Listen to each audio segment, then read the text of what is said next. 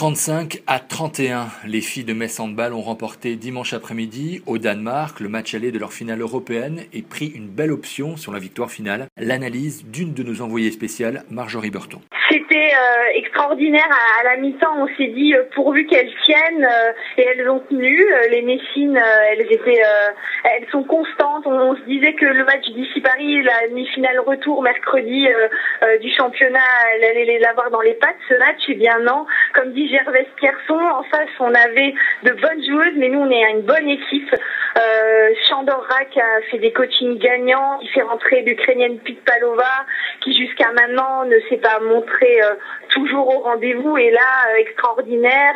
Et Katerina Andriushina a mené le jeu parfaitement. C'est une grande dame comme Nina Kanto.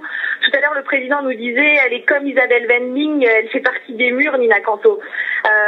Donc voilà, c'est vraiment une équipe. Alors bien sûr ils sont modestes, ils n'ont pas crié ni sauté de joie, ils ont savouré cette victoire. C'est la deuxième fois dans l'histoire du club messin qu'ils s'imposent au Danemark. L'année dernière à Randers est là, de 4 buts. 4 buts, c'est le maximum qu'ils ont eu. De toute la partie, ils ont eu 3, 2, 1, 4, c'est le maximum. Tout le monde dit, alors on remet les compteurs à zéro, ce sera un autre match dimanche. Mais que peut-il arriver aux arènes, aux Messines? Elles ont remonté 6 buts à Erd, 7 buts aux Russes d'Astrakhan, 2 buts à Ici Paris la semaine dernière, avec 3000 personnes aujourd'hui. Les endiablés, les fans messins et les supporters étaient ils faisaient plus de bruit que les Danois, nos supporters lorrains. Alors ça veut dire que les arènes vont grouiller de monde, il y aura plus de 5500 spectateurs dimanche, ça peut que être bénéfique pour elles. Physiologiquement, ils avaient mis le paquet, le kiné était tout le temps là à les masser, tous les 3 heures il y avait une pause. Là on va repartir pour 17 heures de bus, mais vu l'ambiance, ça va bien se passer, et qu'elles auront une semaine pour récupérer, alors que là elles ont eu que 3 jours pour préparer ce match.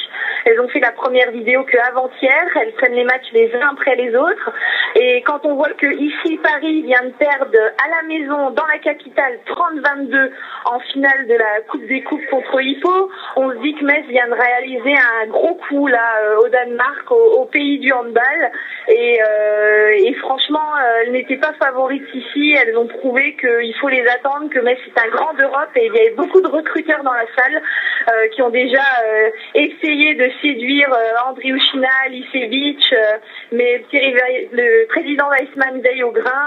Elles seront bien Messines l'année prochaine. Et d'ailleurs demain, mardi, dans le Républicain Lorrain, on vous annoncera des nouvelles recrues, dont une gardienne étrangère, et voilà, et dont une Serbe qui va venir faire un essai cette semaine.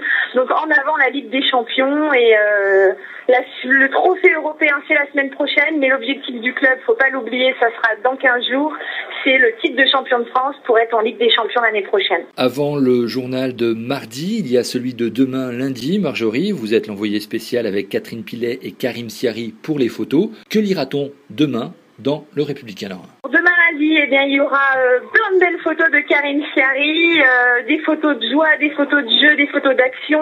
Et nous, au niveau des textes, eh ben, Catherine Pilet fait un papier justement sur nos 2 Russes ukrainiennes, Pitpalova et Andriushina, au pays des petites blondes. Ce sont les grandes blondes qui ont marqué le coup et qui ont gagné le duel. Et moi-même, je vais raconter ce match, essayer de vous faire passer toutes les émotions qu'on a vécues dans cette magnifique aréna de 3000 places. On se croyait, bien sûr, il y avait de l'ambiance, mais on se croyait dans une salle NBA avec vraiment un tableau score immense. Thierry Weissman va faire un devis, il veut le même.